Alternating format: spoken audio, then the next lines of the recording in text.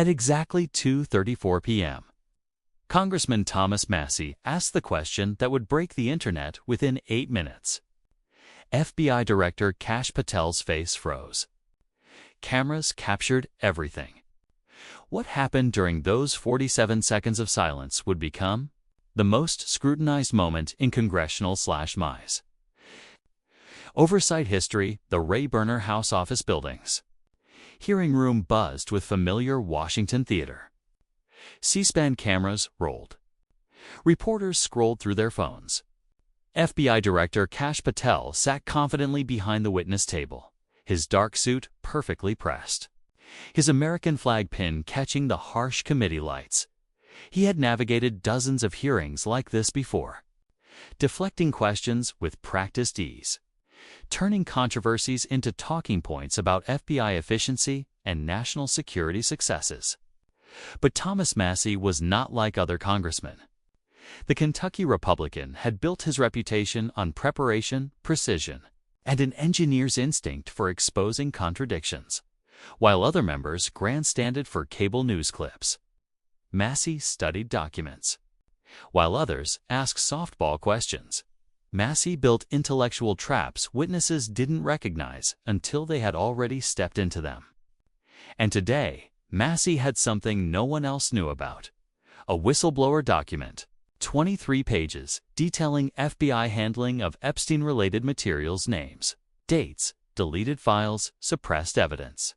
The document had arrived at Massie's office through encrypted channels 3 weeks earlier, and his staff had spent every day since verifying its authenticity.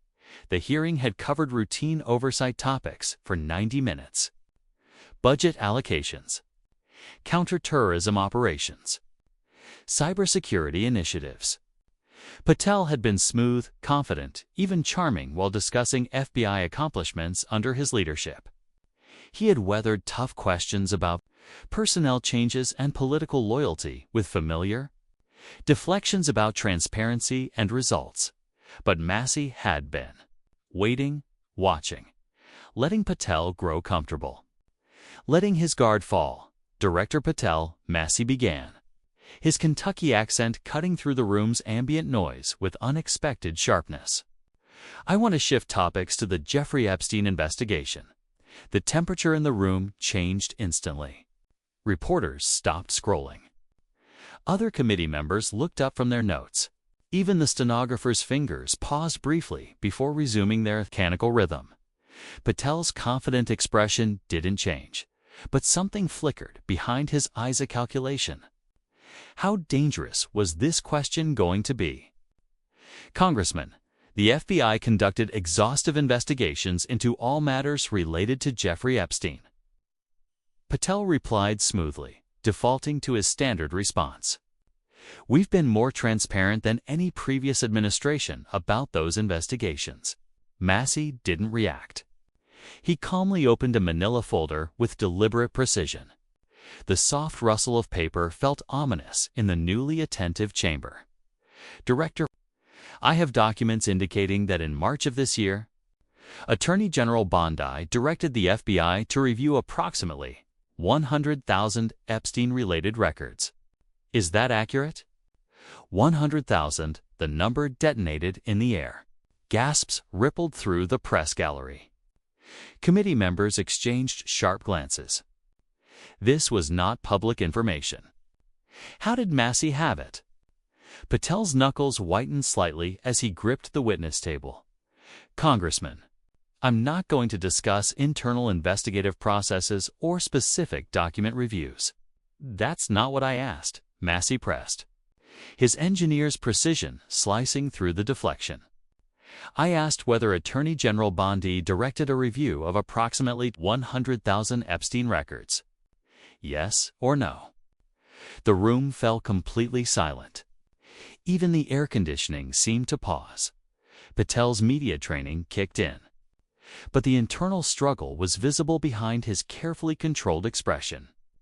The Department of Justice and the FBI have conducted comprehensive reviews of all Epstein related materials, Patel finally said. The non-answer confirmed everything. Massie leaned forward slightly. So that's a yes. 100,000 documents. Director Patel, how many of those documents have been released to the public? Another trap. Patel recognized it but couldn't find the exit. Congressman. Many of those documents contain sensitive law enforcement information, ongoing investigative details, and privacy concerns that prevent wholesale public release. How many? Massie repeated, his voice hardening. Give me a number. Out of 100,000 documents, how many has the FBI released to the American people who want the truth about Jeffrey Epstein's connections to powerful individuals? Patel shifted in his chair. The confident FBI director who entered the room now looked like a witness caught in an ambush he hadn't prepared for. I don't have an exact number at my disposal. 0, Massie said flatly, pulling another document from the folder. The answer is 0. Not a single document from that 100,000 document review has been released to the public. In fact, according to this whistleblower report I'm holding, the FBI specifically directed staff to identify and suppress documents deemed politically sensitive. The room erupted. Republican members demanded to see Massie's documents. Democrats spoke over one another about transparency and accountability. Press gallery camera shutters fired like machine gun bursts, capturing the moment an FBI director's carefully constructed narrative began to collapse. The chairman called for order. But chaos lingered nearly 30 seconds. When the room finally settled, every camera fixed on Patel's face. Waiting, Patel said nothing. 1 second passed. 5, 10. The silence stretched. Like a tightrope pulled to its breaking point. Patel stared at Massie, jaw working, hands gripping the table's edge. His legal instincts screamed for him to say something, anything, but every answer led deeper into danger. 20 seconds. Reporters typed frantically. Social media notifications buzzed across the room. Hashtag Patel silence began trending before the silence even ended. 30 seconds. Committee members shifted uneasily. This wasn't normal hearing theater. This was a real crisis unfolding live. The FBI director had been asked directly about suppressing Epstein evidence, and he couldn't respond. 40 seconds. Patel's face drained from confident tan to a pale, waxy sheen. A thin line of sweat appeared on his forehead despite the controlled temperature. His eyes flicked toward FBI staff in the back rows, searching for help that never came. 47 seconds. When Patel finally spoke, his voice had lost all prior confidence. Congressman, I reject the characterization that the FBI has suppressed any legitimate information. The damage was catastrophic and complete. That 47-second silence confirmed everything Massie had implied. The FBI was hiding Epstein evidence. They had reviewed 100,000 documents and released none. They had deliberately targeted politically sensitive materials for suppression. Massie wasn't finished. He pulled another page from his folder. Director Patel, this whistleblower document indicates that on July 7th, the FBI released an unsigned memorandum stating there is no incriminating client list related to Jeffrey Epstein. Who authored that memorandum? Another precision strike. Patel attempted to recover. That memorandum was the result of extensive investigative work by multiple FBI divisions. Who signed it? Massie demanded. Every official FBI document requires signature and accountability. This one had none. Who made the decision to release an unsigned document absolving powerful individuals of any connection to a sex trafficking operation? Patel's response revealed exactly how institutions behave when cornered. The memorandum bore the official insignia of the Department of Justice and the Federal Bureau of Investigation. That's not a signature, Massie shot back. That's a logo. Who takes responsibility for declaring there is no client list when whistleblowers are telling me the FBI found extensive evidence of powerful individuals' connections to Epstein? Who made that call? The constitutional implications were staggering. An unsigned document from the nation's premier law enforcement agency declaring no evidence existed, while internal whistleblowers claimed the opposite. This wasn't bureaucratic sloppiness. It was institutional cover-up. Patel attempted deflection through aggression. Congressman, I find it concerning that you're relying on alleged whistleblower documents that may contain classified information. I question the source and legitimacy of your materials. Massie's response was devastating. Director Patel, are you seriously suggesting that asking questions about Jeffrey Epstein evidence is a security risk?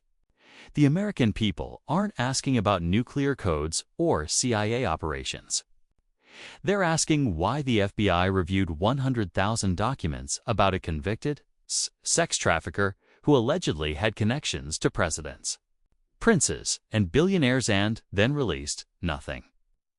That's not classified information, Director. That's a cover-up. The word hung in the chamber, impossible to take back. Cover-up, not mismanagement, not bureaucratic delay. Cover-up. Social media exploded in real time. Within 3 minutes of Massie uttering the word, Epstein cover-up was trending #1 on Twitter. TikTok videos of the exchange were being created and posted. YouTube clips were uploaded. The 47-second silence was replayed, analyzed, memed, and dissected by millions. But Massie saved his most devastating revelation for last. He pulled out a final document with deliberate precision. Director Patel, I have evidence that the FBI conducted searches specifically targeting documents that mention certain political figures, including current and former presidents. Those documents were then classified at higher levels or marked for restricted access. Can you explain why the FBI would specifically hunt foreign then? High documents mentioning political leaders in an investigation about sex trafficking. The question was a constitutional atomic bomb. An allegedly independent FBI hunting for and suppressing evidence based on political considerations. If true, it wasn't just a scandal.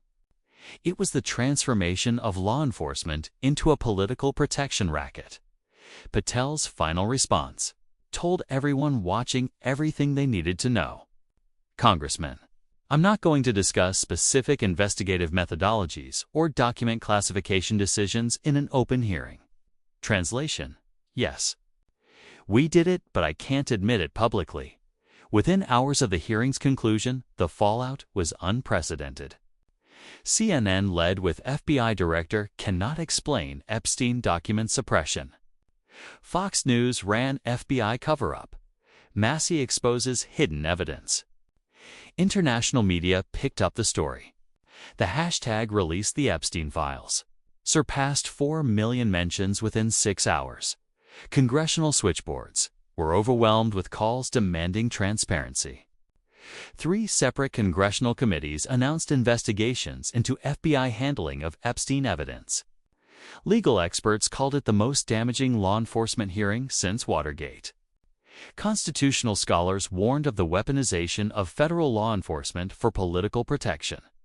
Even senators from Patel's own party began privately questioning whether he could survive the scandal. Thomas Massie had done what many thought impossible.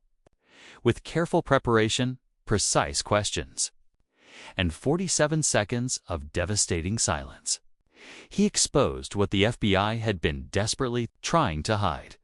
The American people now knew their law enforcement agencies had reviewed 100,000 documents related to Jeffrey Epstein's connections too powerful individuals and had chosen to release exactly none of them. The question was no longer whether there was a cover-up. Patel's silence had answered that. The question now was how deep it went, who it protected, and whether American democracy could survive institutions that prioritize power over truth. Massie had shown that sometimes the most powerful weapon against corruption isn't a subpoena or a warrant. It's a single question, one that forces the guilty to reveal themselves through their inability to answer.